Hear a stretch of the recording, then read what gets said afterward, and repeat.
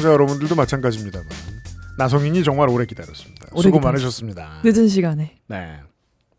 네, 안녕하십니까. 지금 이제 오후 11시 56분에 카메라가 드디어 전환될 때마다 시작하게 너무 되네요. 웃겨요. 네. 어떻게 하면 좋아요? 아니 근데 우리도 너무 웃긴 게 네. 진행을 하면서 홍영은 통신원한테 말을 걸 때 저 네. 모자를 쳐다보고 있 그러니까요. 일종의 영정이랄까요? 그러니까요. 원래 자. 모든 원로원은 그렇잖아요. 네. 한 자리를 비워둬요. 원래대로면은 뭐 오늘 할 얘기는 슬픈 얘기이기도 합니다. 네. 왜냐하면 죽음들에 대한 이야기고 그리고 제가 이 얘기를 굳이 하려고 하는 이유는 도널드 트럼프의 오래 걸리는 반역에 대해서 어제 설명을 해드렸거든요. 이게 하룻밤에 뒤집는 신입 쿠데타에 비해서 가지는 확고한 장점이 있어요. 무엇인가요? 사람들이 천천히 마비되게 됩니다. 그냥 뭐 또 그랬나 보지 하게 된다는 거죠. 아이스에 의해서 처음으로 무고한 사람이 희생당하면 네. 노킹스 시위가 전국적으로 벌어집니다. 하지만 이따금 계속해서 누가 죽죠? 그럼 그럴 수가 없습니다. 사람들은. 네. 그래서 무뎌지죠. 예, 외국에 있는 우리들만이라도 잊지 말아줬으면 좋겠다. 라는 생각이 들어서 오늘 시간을 준비해봤습니다. 네, 오늘은 7월 들어서 연속으로 좀 터진 굵직한 사건들 다뤄보려고 하는데 아이스 관련 총격 사망 사건 또 2건이 발생했고 미국 정치권의 주요 인물 중 한 명이었죠. 린지 그레이엄 상원의원. 네. 갑작스럽게 사망했습니다. 그러니까 알 수 없는 이유로 한 다음에 그 외국의 속보, 미국의 속보들이 네. 갑작스럽게라는 단어를 되게 많이 썼어요. 그렇더라고요. 네. 뭐 직접적으로 이 사건들이 연결된 건 아닌데 타이밍이 너무 겹쳐서 좀 미국 사회관 전체적으로 좀 무거운 분위기긴 한데 또 방금 얘기하신 대로 그 트럼프의 이상한 짓들 때문에 또 항상 뭔가 분위기가 좀 뒤죽박죽인 생각이 들어요. 요새 보면. 게다가 또 뭐 월드컵을 방금까지 치르기도 했고 네. 미국은. 그렇죠. 뒤숭숭하겠습니다. 먼저 그 아이스에 관련된 죽음을 전해드릴게요. 이게 앞서서 미네소타에서 벌어진 아이스 관련 사건들을 계속 전해드렸는데 이게 네. 거기서 끝나지 않고 7월에 2건의 사망 사건이 또 터졌습니다. 네. 7월 7일 화요일 아침 6시 50분쯤에 텍사스 휴스턴 맥놀리아 파크 지역에서 52세 멕시코 이민자 로렌조 살가도 아라우가 아이스 요원에게 총격을 당해 사망했습니다. 텍사스주입니다. 네. 네. 지금 사진이 나오고 계신 이분이시죠? 네. 제가 그 다른 희생자분도 조금 이렇게 일상적인 사진을 쓰고 싶은 이유는 네. 진짜 이분들이 뭐 막 어떻게 죽었는지 이런 영상이나 이런 거를 아니면 뭐 관련 사진을 쓸 수도 있겠지만 진짜 그냥 평범한 사람이었다는 거를 좀 보여드리고 싶어서 이런 거를 좀 쓰고 싶었어요, 사진을. 아마도 자기 집에서 본인의 댁에서 쉬운 2번째 생일 케이크를 앞에 놓고 찍으신 사진이에요. 네. 그리고 집 되게 일부의 인테리어를 보고 있기는 하지만 굉장히 정착해서 열심히 일해서 자수성가한 좀 경제력이 있는 사람으로 보여요. 뭐 미국이 원래 디폴트가 집이 크긴 한데 그래도 네. 좋아 보여요. 저 뒤에 스크린이라든가 이런 것들을 봤을 때. 그 아라후 이분은 건설 노동자들을 벤에 태우고 가던 중이었고 네. 그런 관련 업에 종사하셨던 걸로 알아요. 그리고 3명의 자녀를 둔 아버지였고 아이스 측의 설명은 단독 작전 중에 아라오가 명령에 불응하고 벤으로 아이스 차량을 들이받았다. 요원이 목숨의 위협을 느껴 운영석 창문을 향해 발포했다 이렇게 주장을 하고 있습니다. 좀 익숙한긴 하네요. 우리는 예전에도 이민 단속국이 이런 거짓말을 한 걸 그 현장 촬영 자료를 통해서 반박하는 것들을 본 적이 있죠. 네, 근데 레퍼토리가 너무 비슷한데요. 그러게요. 네. 차 타고 있던 사람. 네. 그렇죠. 그 전에 얘기 드렸던 거 미네소타에서 사망한 분도 이제 자동차를 통해서 이제 단속을 방해하려는 식의 이제 무빙을 보이다가 갑자기 이제 총을 르네굿 발사했었죠. 네.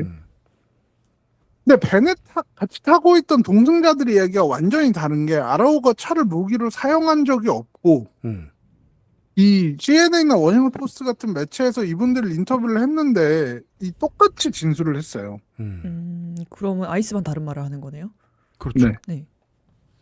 FBI가 즉시 수사에 들어갔는데 수사 영장에서는 벤 안에서 흰색 결정체 같은 물질이 발견됐다는 내용이 나와서 또 논란이 됐는데 또 이 소리도 또 지난번에도 무기 있다고 했는데 네. 그 르네구치 차 안 들여다 보니까 애기 장난감이나 뭐 이런 것만 있었다고 했잖아요. 아니 그리고 그러니까 이게- 상관도 없는 거잖아요. 사실 이 네. 안에 이 가루가 있는 거랑 예. 단속하러 와서 그 무빙을 보였다고 해서 바로 즉사를 하는 거랑 연결이 안 되잖아요. 이 사람들 이민 단속하러 온 거지 마약 단속하러 온 게 아니잖아요. 지금. 그것도 그러네. 네. 근데 그 안에 그 마약을 뭐 마치 운반하고 있어서 우리가 그 죽일 만한 사람이었다라고 말을 하는 것도 아니고. 게다가 흰색 물질을 네. 티나게 싣고 다녔을 리도 만무하고 그죠. 그랬다면 차량 수색을 샅샅이 하고 있던 도중에 어떤 사고가 났다고 해야 되는데 그러면 요원이 이미 차 안에 들어왔을 텐데 네. 차를 가지고 어떻게 무기로 써요. 그죠. 이것도 앞뒤가 안 맞네. 죽이고 나서 발견한 거죠. 예. 그 전에도 블랙 라이브즈 매터 시위를 촉발했던 그 희생자분 제가 갑자기 이름이 생각이 안 나는데 조지 플로이드. 그분도 네. 네네 그분도 사실은 뭐 마약을 사용했기 때문에 그와 관련된 걸로 죽었다 이런 소문을 막 퍼뜨리고 그랬었거든요. 그러니까 결국에 이 사람들이 하는 패턴이라는 게 죽여놓고 사실 저 사람은 뭔가 있을 거야 이런 식으로 이제 어떤 사후적으로 모함을 하는 이런 아, 패턴은 항상 그죠. 보여요. 그러니까 미디어를 이렇게 악용하는 게 그 정치적인 의도와 필요에 따라서 움직인다는 게 이제는 너무 뻔히 보이는 게 네. 죽을 만해서 죽었겠지라고 생각하는 사람들을 위한 떡밥을 거짓말로 던져주는 거잖아요. 실제로는 그 말이 나오길 기다리는 어떤 지지자들을 위해서. 그렇죠. 사실은 자기들이 무고한 사람들을 살인해놓고. 역시라고 말하고 싶게 하는 거죠. 제가 또 여기서 이야기하고 싶은 분 아라오시 이분은 전과도 없고 합법적 체류 신분을 신청 중이었고 아이스 측도 심지어 인정을 했어요. 이 사람 이민 단속 타겟 아니었다. 아 타겟이 아니었다고요? 네네네. 그럼 다른 타겟 뭐 예를 들어서 배 안에 타고 있던 그 다른 분들이 계시다고 했잖아요. 뭐 그분들을 중에 타겟이 있을 거라고 생각을 해서 하다가 갑자기 그런 무빙을 보여서 사살을 했다 이런 얘기가 되는 거네요? 그렇죠. 그러니까 그리고 또 제가 얘기하고 싶은 부분이 건설업계가 굉장히 떨고 있다는 거거든요. 건설업계요. 그렇죠. 그렇죠. 네. 네. 왜냐하면은 그 건설업계는 아무래도 라틴계 분들이 많이 종사를 하는 업종이긴 하거든요. 한국과 비슷한 상황이군요. 그렇죠. 이게 미국도 한국처럼 집값이 오르고 내리고가 정권 운명을 좌지우지할 정도로 엄청난 문제처럼 언론에 다뤄지진 않는데 당연히 집값이 미친 듯이 올랐고 일반적으로 그냥 직장 다니는 사람들이 살 수 없을 정도로 올랐기 때문에 사회 문제가 돼 있고 논의가 많은데 트럼프는 딱 처음에 이 길을 시작할 때부터 나는 규제를 풀고 공급을 늘려서 이걸 해결하겠다고 굉장히 천명을 많이 했었어요. 근데 그러면 당연히 건설 붐을 일으켜야 되는 부분인 건데 그렇죠. 라티노 라티노 노동자들한테 굉장히 의존하고 있는 건설업계에서 이민 단속을 해버리면 이제 사람이 없는 거예요. 이거는 브렉시트 직후에 일어났던 일이랑 똑같잖아요. 맞습니다. 이민자들을 더 이상 받아서는 안 된다. 영국 청년들의 일자리가 위협받고 있다. 네. 라고 해서 브렉시트를 한 다음에 더 이상 체류할 수 없게 된 많은 해외에서 온 노동자들이 나가자. 필수 노동 자리가 다 비어버렸다. 물가가 폭등을 했다. 그게 영국이 겪었던 일이거든요. 혐오의 자리를 내줬다가. 그게 코로나19의 여파까지 영향을 미쳤다 이런 얘기도 있죠. 오경민님의 지적이 타당합니다. 위협을 느꼈어도 운전석을 조종해서 총을 쏜다는 건 즉결처형이 아닌가. 그렇죠. 사실상 죽이려고 달려든 거 아닌가. 그러게요. 우리 영화 많이 봤는데 차를 멈추게 하고 싶으면 고도로 훈련된 요원은 고도로 훈련이 안 됐어도 타이어를 쏴야 되지 않을까? 그렇죠. 네. 심지어 타겟도 아니고. 이 요새 최근에 캘리포니아에서 이거를 좀 캘리포니아 시점으로 치환해서 볼게요. 가장 각광받는 게 ADU, 이걸 Accessory Dwelling Unit이라고 해서 단독주택 뒷마당에다가 새로운 집을 짓거든요. 아. 지금 이게 일종의 예시인데 옛말로 헛간 뭘까? 근데 예쁜 집이에요. 헛간이라기엔. 그러면 보통 보통 뒤채라고 많이 불러요, 한국말로는. 뒤채. 그렇죠. 뒤채. 어, 죄송합니다. 정확한 제가 한국말이 표현이네요. 짧습니다. 네. 근데 원래 이게 여러 이유로 허가가 나기 쉽지 않은 거였는데 주택난이 심하다 보니까 6, 7년 전부터 허가를 잘 내주기 시작해서 ADU 건설 붐이 불었어요. 음. 이러면은 토지를 새로 매매할 필요는 없으니까 좀 그 비용이 줄겠네요, 확실히. 이게 주택난 해결하고자 하는 의지가 강한 프로젝트라는 게 이걸 지은 다음에 또 단기 임대를 하면 그건 불법이에요. 아, 그래요? 그건 에어비앤비 같은 걸 돌리면 안 돼요. 왜냐면 그러면 주택난이 해결될 리가 없으니까. 실수요자들에게 줘야 된다. 그렇죠. 근데 저도 이렇게 부모님이 그 집에다가 ADU 지으신다 그래가지고 프로젝트를 제가 담당해서 이제 건설업자분하고 얘기도 하고 뭐 어떻게 짓고 막 이거를 다 진행을 했었는데 네. 너무 당연히 라티노 형님들이었어요. 그렇죠. 예. 그냥 두세 분 정도 이제 프로젝트 매니저랑 와가지고 그냥 둘이 막 나무 날리면서 뚝딱뚝딱 집을 짓는데 이게 전 너무 신기하다. 이게 한국인으로서는 집이라는 거는 항상 완벽하게 지어진 상태에서 내가 싹 입주한다고 생각했는데 그걸 바닥 파는 거부터 보니까 이게 너무 신기하더라고요. 미국적이죠. 그러니까- 그러게요. 지금 집 모양만 다르지. 저 어릴 때 보던 이제 서울의 일반적인 주거 형태. 네. 지하 한 채, 1층 한 채, 2층 한 채 이렇게 해서 한 지붕 세 가족이 사는 아래 위에 세를 내주고 네. 그러니까 그런 방식의 확장을 시도하고 있는 것 같은데. 응답하라에 나온 거. 근데 그거를 이제 미국은 땅이 넓으니까 그냥 저 마당 뒤쪽에 집을 하나 더 지어서 세를 내준다. 그걸 그렇죠. 만드시는 걸 처음부터 봤다. 근데 이런 정말 건설을 조금이라도 해서 주택난을 해소하고 집값을 내려야 되는 상황인데도 심지어 이제 이민 단속 때문에 인력난에 시달린다는 얘기가 나오고 있고 그러면은 자연스럽게 건설 비용이 올라가거든요. 그렇죠. 그리고 아무래도 거기 종사하고 계신 노동자분들은 이민 당속에 되게 취약한 법적인 상황에 있을 수밖에 없잖아요. 그렇죠. 네, 대부분 이분처럼 신청이 진행 중이거나 그보다 못한 상황이신 분들도 많을 것 같고. 그러니까 옛날에 그 작년이었나요? 재작년이었나?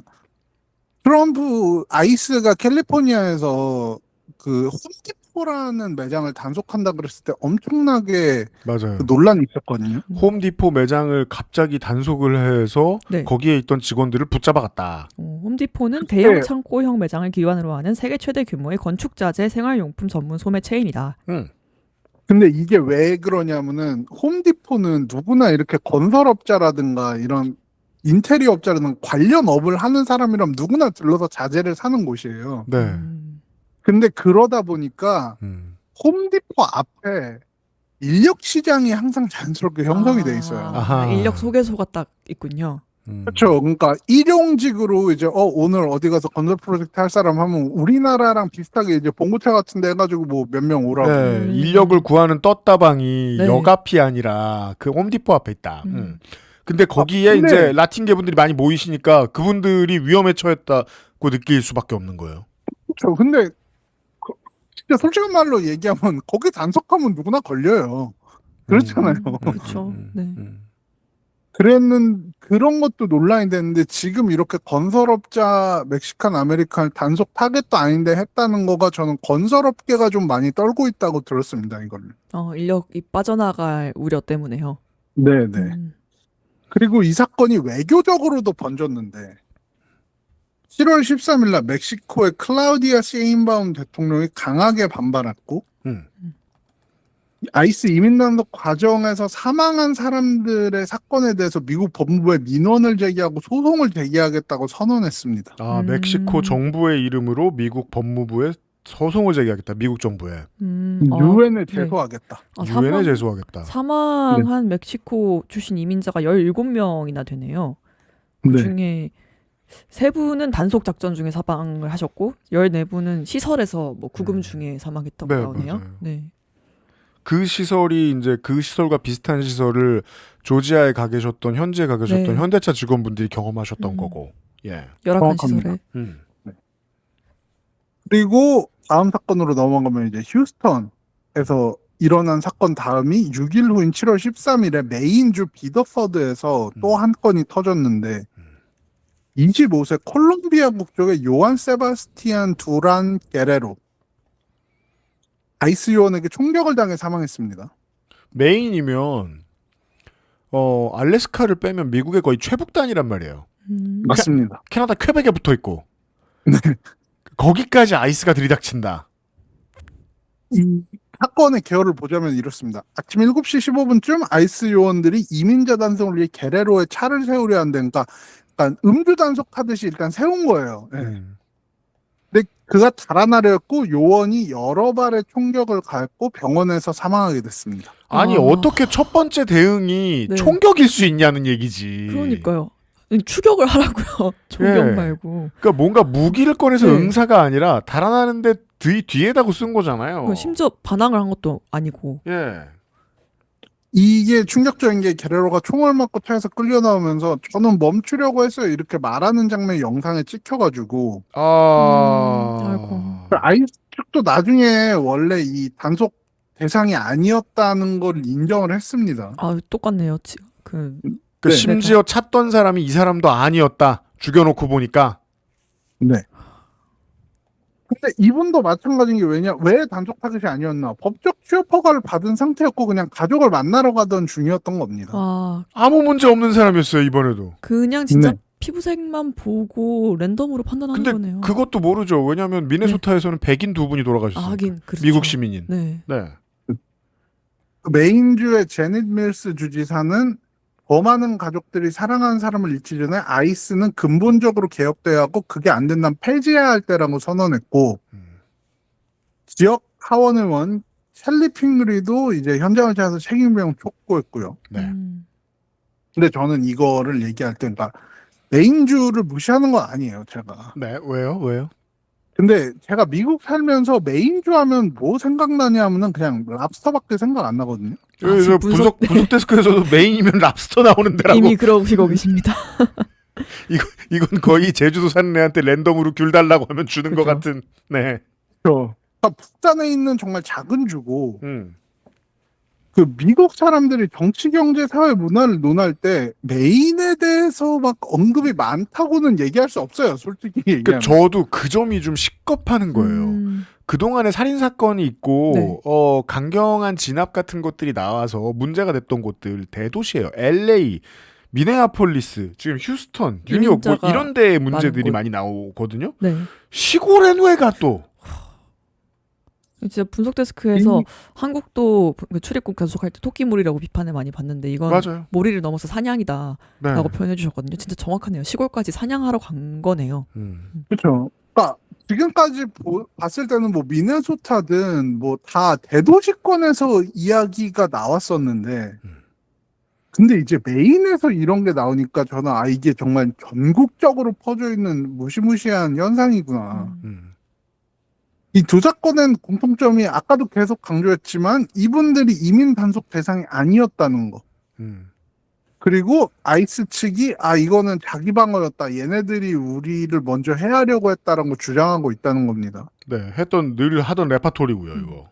네, 그리고 지금 휴스턴 사건에는 경찰이 아이스가 바디캠이 없었던 걸로 알아서 네. 그러니까 지금 결정적으로 아이스 측에서도 이 사람들이 본인들을 공격하려 했다는 영상 같은 거는 공개가 안 됐어요. 이 사람들 툭하면 바디캠 안 달고 다니더라고요. 고의적이네요. 그러니까 얼굴 가리는 것도 짜증나는데 바디캠 툭하면 안 들고 다녀. 근데 다만 이제 휴스턴 사건은 FBI가 개입해서 좀 큰 수사가 벌어지고 있고 이제 멕시코 정부가 나와서 외교 문제로 비화됐다는 거고 메인 사건 좀 언론 노출이 덜하지만 어쨌든 주지사가 아이스 폐지까지 언급했고 참고로 메인주에서는 차량 추적 및 도로 단속 일시 중단했다는 얘기가 나왔습니다. 도로 단속을 아예 중단해 버렸다. 네네. 그러니까 이게 우리가 지금 미국이니까 이렇게 넘어가는 거지. 우리는 국경을 맞댄 나라는 없습니다만 국경을 맞댄 나라에서 누가 우리나라 출신의 누구 멀쩡하게 일하고 있던 합법적으로 서류를 다 가지고 일하고 있던 누구를 죽여요. 그러면 그 자체로 일면입니다. 국경까지 맞댈 필요가 있을까요? 일본이 그랬다고 생각해 보면은. 큰일이죠. 우리에게 비근한 예로 말할 것 같으면 참여정부 때 네. 모 교회에서 그 포교 활동 간다고 이슬람권의 어떤 위험한 지역을 갖다가 네. 생명의 위협을 받고 네.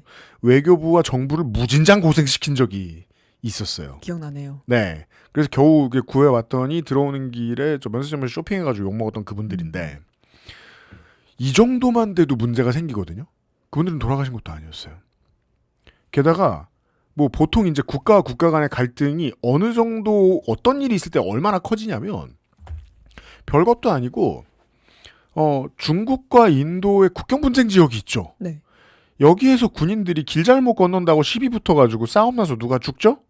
그럼 중국과 인도의 관계가 몇 달 동안 얼어붙습니다. 최대 1년 이렇게.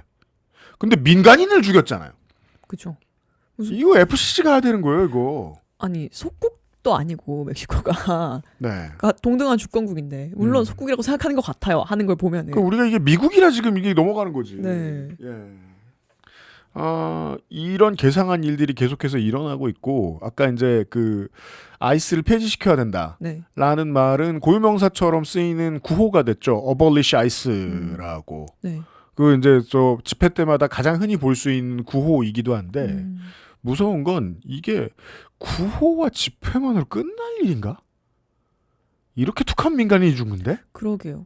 그리고 말씀하신 것처럼 텍사스, 메인 이런 사실 이런 일이 발생할 거라고 예상하지 못한 지역들에서 지금 사건이 발생한 거잖아요.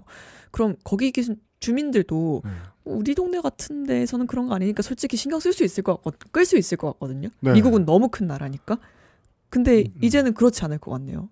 네. 이게 어디서든 발생할 수 있다는 감각이 확 들 것 같아요. 그리고 이 케이스는 이분들은 다 이제 서류를 확보하신 합법적으로 머물고 있던 분들입니다만은 네. 미네아폴리스에서의 사고는 우리한테 뭘 얘기해 주죠? 그냥 평생 미국에서 살았던 사람들도 갑자기 총을 쏴서 죽였다. 네. 알렉스 프랙티시는 돌아가신 분 중에 한 분은 보훈병원 간호사였단 말이에요. 네. 아무도 안전하지 않아요. 이런 일이 계속 일어나고 있는데 집회만으로 혹은 해당 지역 정치인들의 강경 발언만으로 이걸 막을 수 있나? 너무 솜방망이 같은데요? 그러게요. 네. 그 점이 이상했다.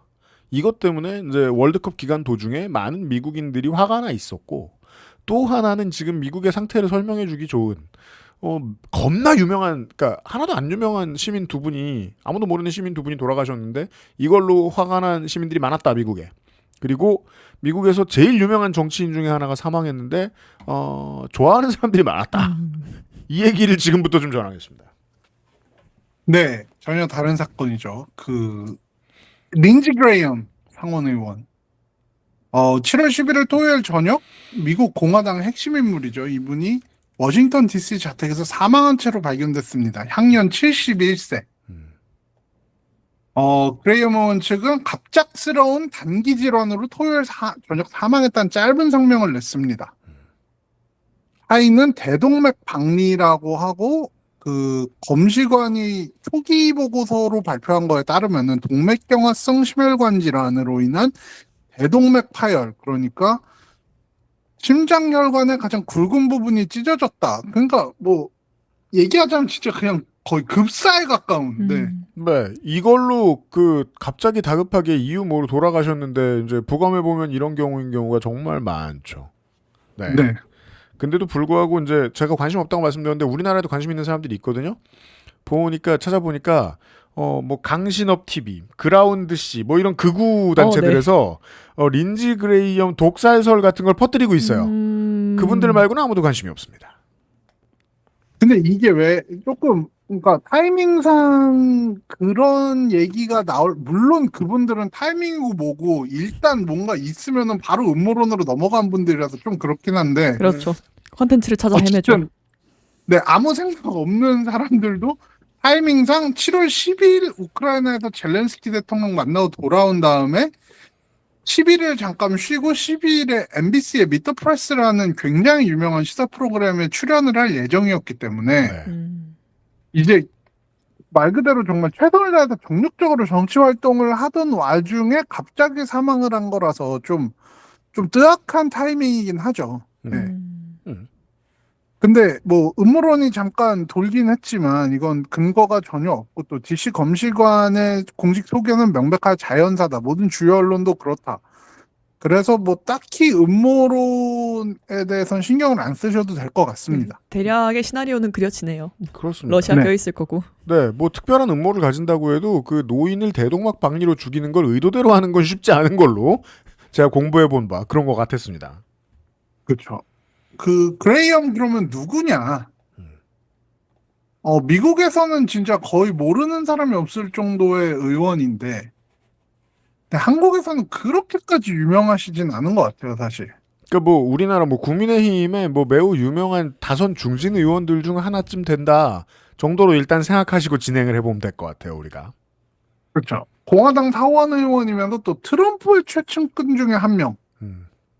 근데 이분이 전형적으로 이제 전향한 분이거든요. 아, 지난번에 한번 짝 소개해 주셨던 그분들 네. 같은. 네. 그 2016년 대선 때만 해도 트럼프를 향해서 이민 혐오다 하면서 직격을 했던 사람인데 나중에는 이제 트럼프에 완전히 귀순해서 상원에서 거의 트럼프의 입처럼 활동을 했는데 사실 나도 혐오한다. 대세를 따르는 타입.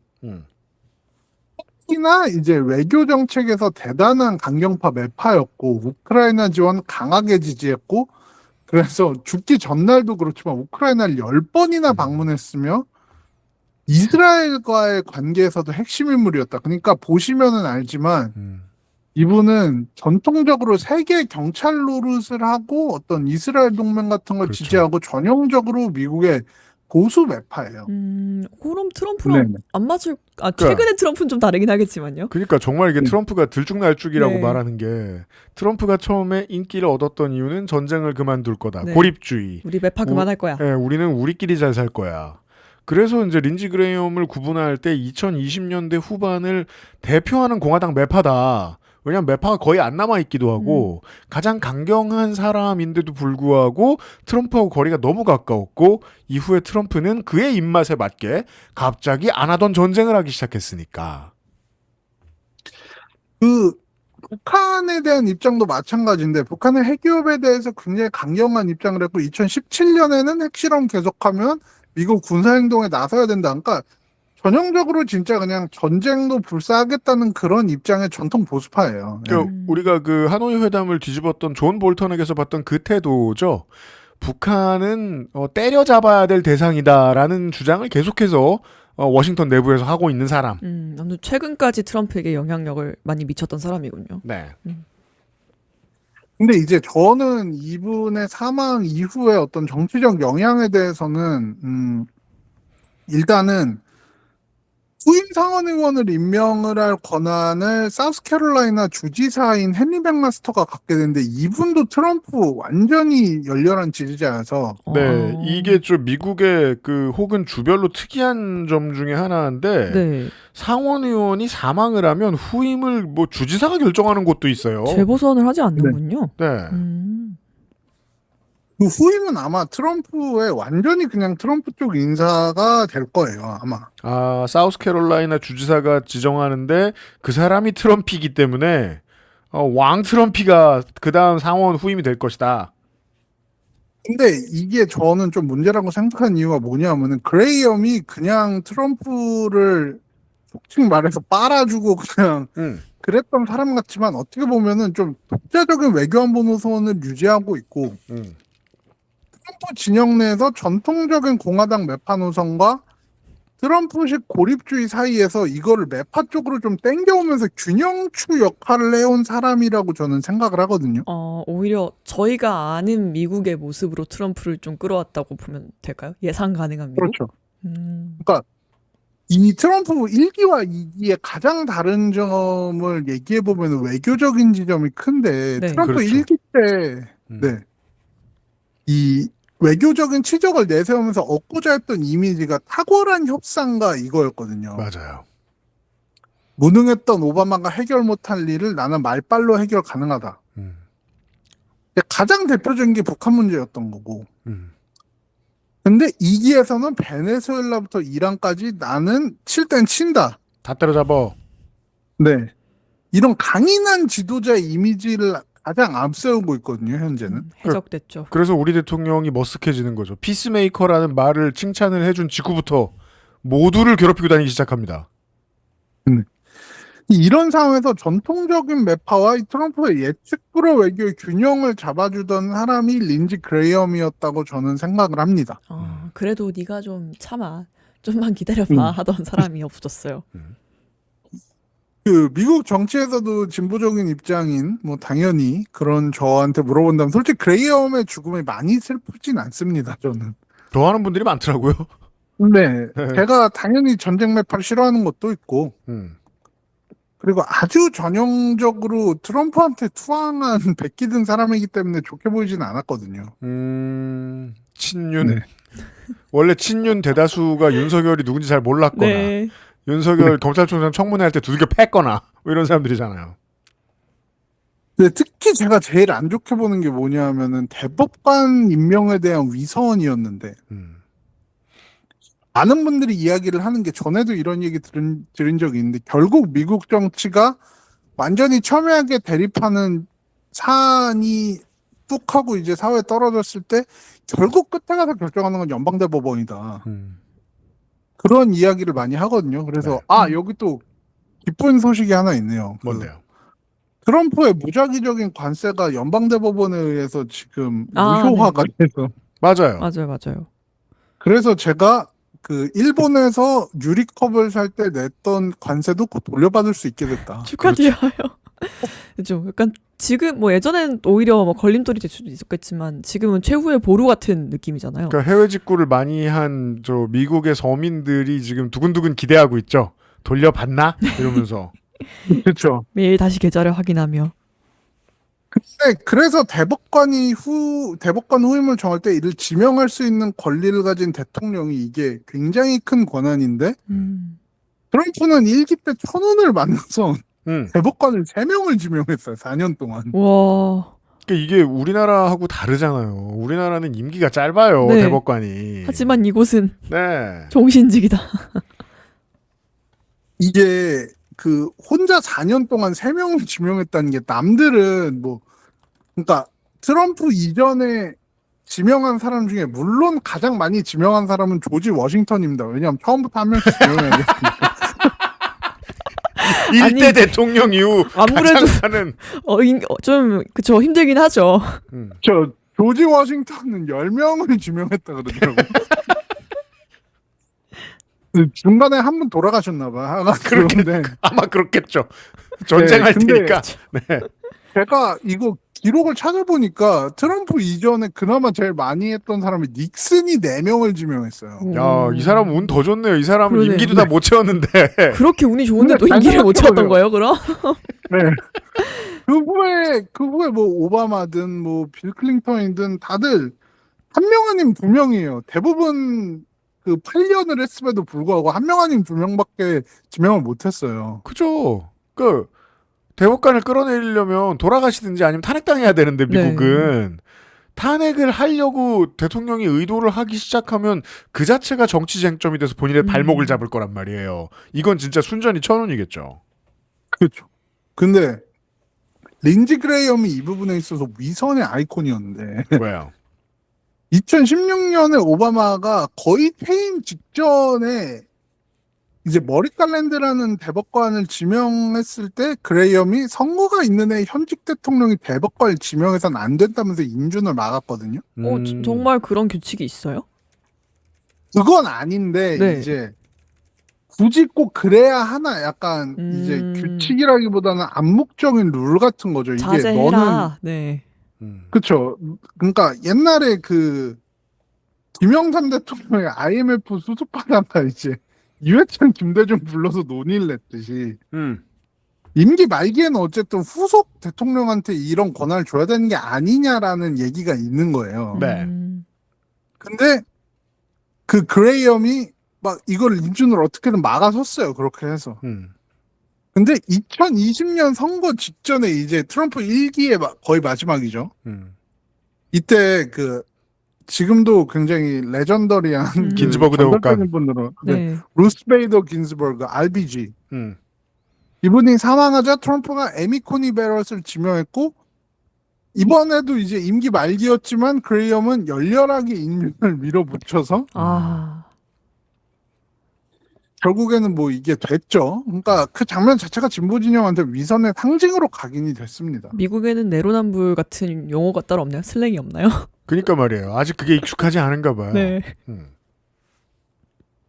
뭐 내로남불 뭐 더블 스탠다드 뭐 이렇게 얘기할 수도 있겠죠. 아, 내로남불이 네네네. 더 좋네요. 그렇습니다. 내로남불 들으면 들을수록 항상 사자성어 같다는 생각을 해요. 제 생각엔 사자성어로 알고 있는 친구들이 어딘가에 지금 있을 겁니다. 많을 겁니다. 그럼요. 네. 네네. 한자를 어떻게 쓰는지 찾아볼 거예요. 어쨌든 이 세 사건을 제가 리서치를 하면서 직접적으로 연관이 있는 건 아니지만 희한하게 이게 일주일 사이에 다 벌어졌어요. 1월 7일에서 13일 사이에. 네.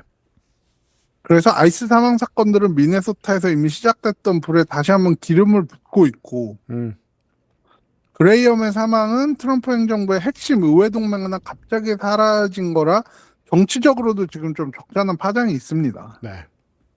그래서 이것도 좀 앞으로도 계속 귀추를 주목해봐야 될 사건이라고 생각을 합니다. 네. 네.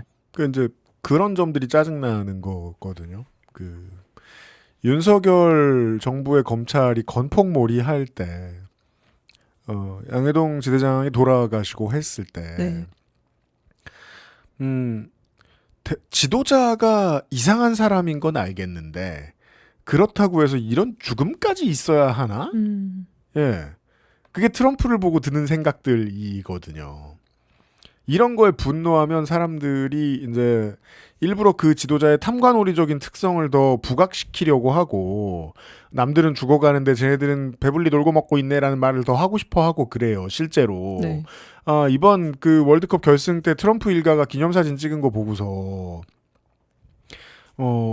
온 세계 애들이 지들 때문에 죽고 있는데 얘들 지금 뭐 하는 거냐라고 뭐라고 하고 있는 거는 원래 하던 걸 보니 너무 화가 나고 이 사람의 영향 때문에 이 일가의 영향 때문에 생기는 죽음이나 억울한 일들이 너무 많아서 사람들이 대신 화를 내주는 거거든요.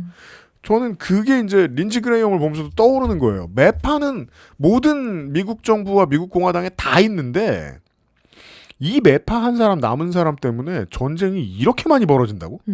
게다가 이런 억지스러운 전쟁이 미국 대통령이 해적 노릇을 하고 있는? 린지 그레이엄 보면서 미국 시민들이 화냈던 이유가 이거였던 것 같아요. 이 사람의 영향력이 이렇게까지 악하게 펼쳐지다니. 그죠. 뭐 시스템이 망가져서 뭐 제도가 망가져서 사회 안전망이 막 무너져서 그래서 막 간접적인 피해자가 생기고 이런 문제가 아니잖아요. 진짜 사람을 죽이는 거잖아요. 네. 네.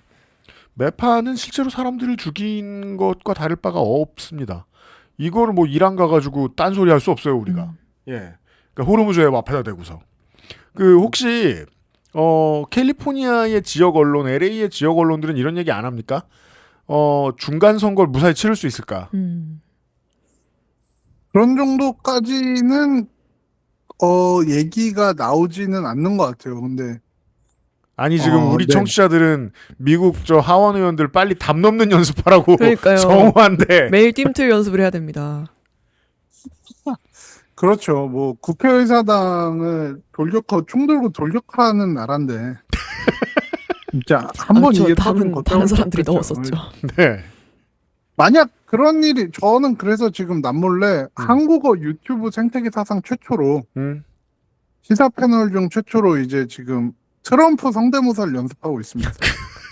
무슨 상관인 거죠? 어떤 조치를 트럼프가 취하시려고요? 왜냐하면은 제가 지금까지 작년 말부터 이 생방송에 출연하면서 네. 썼던 원고들을 쭉 보는데 진짜 트럼프 아니면 손흥민밖에 없거든요.